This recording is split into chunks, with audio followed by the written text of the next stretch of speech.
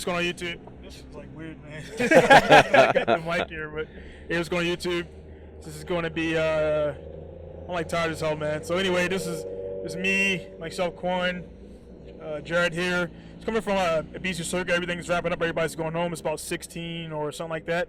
16, I think it was 1600 or what 17. So anyway, this is a mobile podcast. As you guys see, I'm holding the mics this time. Same mics to the studio. It was a decent Matsuri. I had these guys the first time here. I didn't really do too much driving, but I showed them around. Tested out our car. We had a JZX 100 put together in pretty much 48 hours. Just a Matsuri, decent for what it is. Had some cooling issues, and we had a 180, but I didn't really drive that too much because it was N80, and it just wasn't, honestly, it wasn't fun, and so I didn't drive it too much. Initially, we had some issues with the JGX with the cooling system. Swapped the E-fan, which I had put that in there last minute. I don't like E-fans, and then we put the hydro fan back in. It gave us a little bit more track time, so those guys got to see. We didn't get a tow gate, unfortunately. It is what it is. Yeah. So we got pretty much to all other courses and seen everything. It was a pretty good event. So the reason for this, I want to get these guys' feedback first time at Matsuri. Starting with Jarrod, how was it, and was it what you expected or more, or how was it? Yeah, I think it was different than I expected. I wouldn't say it's more or less. You know what I mean? Yeah. Because there's only so much you can do in a day and a half. Yeah. And you don't think barring about the that. mechanical issues as well.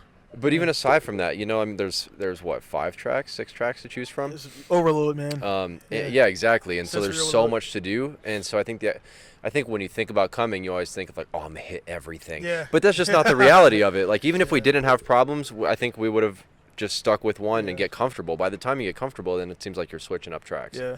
I mean, honestly, the 100 was going to be kind of the more go-to anyway, because again, the 180, if it drifted out, I was planning on doing it, if the 100 held together, it's like get tandems with you guys. Yeah. But honestly, once you guys got warmed up, it would not be, the 100 would be fucking gone. Yeah. And the 180 would be kind of like, gutless. Yeah, it's gutless. I mean, nothing wrong with NA, but it's NA and it's high mileage and it's pretty weak.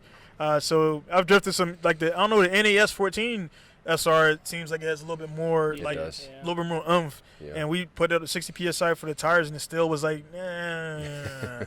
So we didn't do that too much and everything. But I was like, all right, well, I'm going to say, it's kind of sucks because this is like your first one and you're heading out. So you ever plan on coming back? Absolutely. Yeah. So what we'd like to do is buy a drift car here in a couple of years. Yeah. Buy it first, bring it here to Ebisu, and then ship it back to the States and make it a whole trip. Yeah, we could do that. Like, I'm pretty much organizing that. Power vehicles, their storage is a little bit different. Andy and those guys, they changed it up. They had some thefts. So from that point, they don't unless the guys they're guys New Zealand, Australia, then they will kind of keep those cars there. But for the people who are in Japan and have connections, they would prefer. So pretty much it'd be stored at either my place or Ramon's at by now. I see. My guy with the truck and everything. So that's pretty much it with that. Pass it over to Kwann, see what he. Same questions how was it for you? Was it one thing? I mean, I noticed from both of you guys. Both of you guys have seasoned drifters at MSP, but when you got here, you kind of were timid, You're it's so much faster, though. Yeah. It's so much faster. Yeah. That was the hard part, I think. Was school course was something we were comfortable with. very And him and I were both like, fuck it, bro, let's just do school course the whole time. And you're 120 click entries, no, fuck it, bro, just come And so it's totally different. Yeah. It's totally different. Because North, sadly, we got the boost fix right before. Because it was starting to get fast. That was it was hitting boost. So that was normally you would do 100 kph entry into that. Jesus. But you couldn't. I mean, it's fast. So Nishi, you seen the Nishi course where guys are coming out there almost fourth gear, and then you have to be if you're third gear, you're not drifting. So it's pretty much it's fourth gear, and it's called a fly. So you fly all the way out there. So, but again, how was it for you, man? Definitely, it was different, especially coming from the JZX because it's the first time you driving a turbo car. So coming from the NA S14, so I mean it was definitely fun. But definitely was a little bit scared. I'm not gonna lie to you. Going around those corners, it's pretty fun. Going around up the north course with the going in third gear because I'm used to normally just doing a second gear and just punching it. So it was pretty interesting, but overall it was a really great time. So far as ideally, every car here, no matter if it came in 100% shape, everybody had issues. So again, that aside, what car, if you come back again, what car are you looking at driving the next time you come here? What car would you prefer, engine-wise, body-wise, that you think that would have the best chance of like if something breaks, you can fix it, or generally. That's two different things. Yeah, Man. I mean the thing, well, engine-wise, well, the reason why like you see a lot of we pull out the JZX. The reason why you see a lot of JZX because the engine's just honestly, I love RBs, but what we put that 1J through today, standard of RB was like same age it would blown.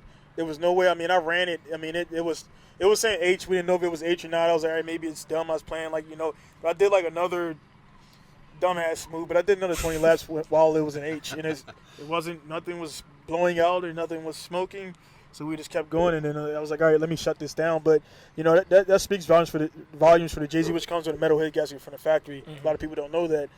So I love RBs, but the JZs, man, they're strong engines. You can beat the hell out of them. They're 25 plus years old and they still go. So I mean, personally, if I had to pick, it would be a 1 or 2J. Powered something, probably 1 or 2J for me. 1 or 2J powered S13 or R32, because it's just, I like the S13. And what about you? I'll still get the same car we had today, that JZ. I really fell in love with it. Yeah, the JZ. I mean, again, you see. I mean, if you sorted all the cars, the JZX was the dominant chassis, followed by the S13. Definitely was. I mean, S13, S14, and then everything else. So you see 1 or 2 FCs. No Supras, and the one 300ZX. That car is really not popular. It's really heavy. Yeah, that guy's really good. He likes North Course. But yeah, man, it was. I mean, as far as like, what's something that you would, somebody's coming from outside of Japan. What's something that you would tell them to like bring, or to make their trip a little easier if they come to Matsuri? Camping stuff. Yeah. Y'all fucked up, dude. That tent was the best move. Well, I was gonna say, like, for me, I was thinking like, say they bring snacks, but the thing about it, man, you're so engrossed in like getting in the car on the track, then you're like, man, we should get breakfast or something. It's like 11. Yeah, it was like 11 o'clock before we thought about food. That's some shit you don't think about. I woke up at 6 to finish the diff. And food is like, you don't want to leave once you're here. You know. Yeah, what I mean? it's kind of. Sadly, I don't know. I know they got the pole. I'm surprised they didn't. If they put like a Lawson's or something like that on that road coming towards the track, they would make so much money, man. Yeah. They would make so much money, and I think they're looking at not on the events, but I don't know why. If they put a Lawson's there, you would have to go all the way in town to get something, because that drive kind of sucks. Every time we're doing that, man. So, but yeah, man. I mean, what else would you? Any other inputs or anything in general? I think it's just exhausting. People think like, oh, it's 2 days, we're gonna have a blast. But it's a tiring 2 days, because you're really trying to make the most out of it. Yeah. And I mean, it was just they were long days. Yeah, as far as me too, I started. Let me see. I started getting the actually Monday I started the JZX, and like it was like putting stuff together.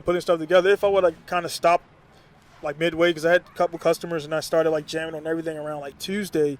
If I would have stopped, it would have been actually more uneventful, but it was more things I did. The subframe I was going to leave alone, but if I would have left that alone, remember you said the second gear, when you clutch kick, you feel like that you could feel a jolt. With the other one, you would have got like a moving around, but this one was all solid. So it had the solid bushings. The diff stayed, so all the power went to the ground. So you really felt that really infinite. The clutch is only it's a single, hyper single. So there's no twin plate or nothing, man. And it you felt it held up pretty good. So, that was pretty, it's basic stuff I would recommend for guys who are going to come out here. At least strengthening tie rods. Luckily, we didn't break anything because everything actually is stock. Yeah, Adrian. Everything, all that was stock. So it was a little bit, for me, I'm used to drifting tighter cars. So it was a little bit more like, it was a little bit loose from what I've drifted before. So I would recommend, like, at least if you're going to come here for a drift car, to get like your, just like your basic bushings, tie rods, and your basic strengthening to keep the car, because the car's it's old as hell that we're drifting, to keep everything together. So that's what I would recommend to anybody out there looking at this, looking to come to drift Matsuri and do things like that. I mean, I'm trying to go on blank, man. I'm tired as hell, man. So like, it definitely has definitely kind of fun. And this was like, I know you're leaving. And for those guys out there that don't know, like these two, like pretty much, Kwann was helping me move into the shop. get everything sorted. He helps me out. Both are military, so they got obligations. When Kwann was left, he would step in and like help me ship stuff out. So that's kind of what I definitely wanted to give back to you guys and like show you what's up. And I couldn't let you get out of Japan, without getting into Matsuri to at least see it. That way, when you come back, you have an idea of how you want to do it the next time and set things up. Speaking of family and stuff like that, there are hotel options here. There's not like there's not. It's just, as you can see, everybody here slept in their cars last night. So, I mean, you kind of got to tough it up. But if you got a family, you can do that. And then most guys will leave, go to the hotel. They have a rental car, and they come back in the morning because they don't want to sleep here. They want to take, showers, bath, or whatever. So, yeah, man, I just did like the Iraq Hua wipes and the body wipes and everything. I'm pretty good. So, but as you can see, everybody else is packing up. They're about they're probably going to go out and get drunk now. I got to head down to Saitama and swap on my truck. Hopefully I can do that. That's a good amount of work and everything. So you guys are heading back? Or Yeah, do need to get back. Yeah. Yeah, so then we got Misawa. I guess they had a missile crisis. So I guess we're not cool with Korea anymore. So that happened while we were sorting the boost. Yeah, because I told you guys about it. Yeah, so right when we got finished, I had to gap put the plugs in, and I didn't gap them down enough, and they were kind of blowing out the spark. And they had a boost control solenoid in there that was kind of making it too high. So for the guys out there that don't know, the Jay-Z kind of doesn't like too much boost on a stock computer with the stock ECU and stock ECU. Too much boost, it cuts the fuel and conditioning and stuff like that. So we took that out, got that to run up, and took it out. Finished out the day on Ishii West, and yeah, man, it was. It was. I really want to take you out there, man. Again, I know you're gonna come back. I know that's not your last time. But your job, you travel a lot, so I guarantee you're gonna end up TDY back here for some reason, and maybe the TDY will fall on this timeline. We're only It's only 5 hours from we're standing right here to Misawa. So for all the guys that never come, man, it's 5 hours. You can bring a car here, make sure it's in good shape, and drive in your within reason. It's no different than you driving an MSP. I've done it around 6 or 7 times. I've driven from from Misawa to here, drifted. I didn't pussyfoot, and I made it back. It's just you just kind of know when you pull out or let the car chill. You don't have a trailer, and then also there's trailer options out there, so you guys can bring stuff down here. So definitely. Even then too, I mean, you got power vehicles right here. Yeah. So if you break shit, it's like there's stuff right down the hill. Yeah. I'll to kind of elaborate on that a little bit. They did it for me because we don't know each other for a while. But technically, power vehicles now have something called power vehicle support. So they actually, all that stuff is actually for power vehicle. Yeah. So we kind of, it is what it is. I hope Andy, he deals with everybody differently. So the thing is, we have a history, and I help him out, he helped me out, things like that. So that's why it worked out for us. Other than that, we would have been shit out of luck. And then actually the pulley broke. That was the first. Right away. So yeah, I've been drifting JZX for a long time. So the guys out there, one thing to look for, engine strong and all that crap. Upgrade your pulley to a fluid dyne or something like that, because the pulley is a known thing, and it came off, and we were kind of stuck in water. And within 15 minutes, we had a spare. So that power vehicle support. If you guys are going to come over and get cars, definitely look up Andy. The guys at Power Vehicles, they got everything here. And if you're going to come from out of town, everybody that emails me, I'm going to send you straight to Power Vehicles, because honestly, there's a few other guys doing it in Japan, but these guys got it on lock. And as you can see, you go to their parts store here. They got everything you need, pretty sorted, great staff, and they helped us out and kept us on the track. Again, if they didn't have that pulley, that would have ruined our Matsuri. Really, really ruined it. So they got to slide a little bit, not as much as I wanted to, in between the technical difficulties. So it is what it is, and we got it done. So we don't have too much time, guys, because we got to be out here in like another 15 minutes.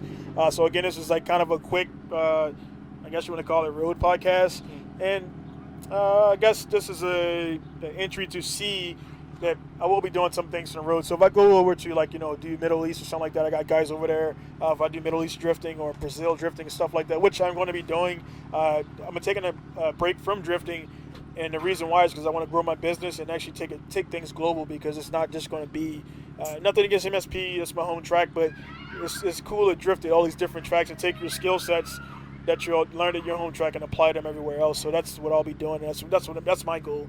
It's worldwide drifting, not just local drifting.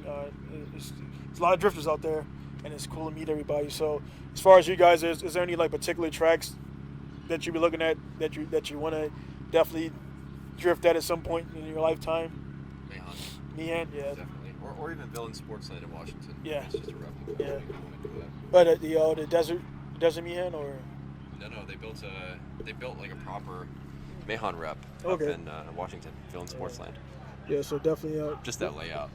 That's actually what you said. That, man, is actually one thing I want to do is get back over to the States, because I told everybody I started drifting. Sorry guys, I started drifting in the States, but I learned how to drift here. Like that's when I learned. Like I had constant track access.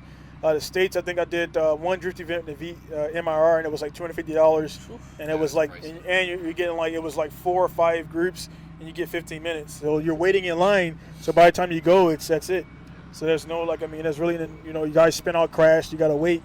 That guy Charlie that came over here, like he's one of the top guys there. Hachiroku, that's all he likes to drive his trans. He just converted over to S14. So yeah, man, it's definitely, I definitely want to. For those who are asking, once the shop gets again well off, Andy that we talked about earlier went over and did Formula Drift Pro 2 or something like that. So it's just some people have asked me at first. I was like, nah, not interested. But I mean, again, it's more publicity for the shop and also display of skills. A lot of guys, I don't know, man.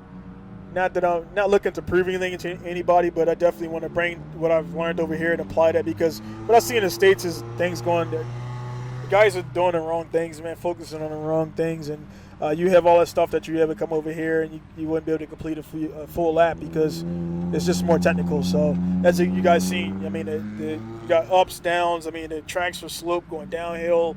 You got off-camera stuff. And then in the States, you look at most of the stuff. The guys who don't have access to the tracks, it's flat stuff. Yeah. Flat, that it's a different world. I mean, even just looking at that stuff right here, this is going straight down. So you're downhill drifting towards the wall. Oh yeah. In 4th gear. So yeah, that's not. So anyway, guys, I want to go ahead and wrap this up. You guys got anything else to say? What's your Instagram? ITIST91. Okay. Any other on your social media thing? This is the R34 build. That's something that was said in the last podcast. That was it. Yeah. One drive honky. All right, one drive honky. So here we go. We got, again, it's going to be Kwann Taylor, Jarrod Vickers, and this is going to be Donald Jackson. We're going to be signing out from Montreal because, again, they give me the looks where we got to get out of here and everything, and they want to close up and get home because, again, those guys, too, the staff here at Ebisu is awesome. They keep everything going. When guys crash out there, they get it cleaned up and get everything going again. So those guys want to get home and drink and do all the stuff they want to do, whatever. So again, it's going to be Donald Jackson and these guys signing off from Ebisu. This is going to be Fukushima. Yeah, Fukushima, near the radiation stuff. Not too near, but it's in the vicinity. And we're going to be signing out again from Ebisu, Fukushima, Japan. So see you guys later.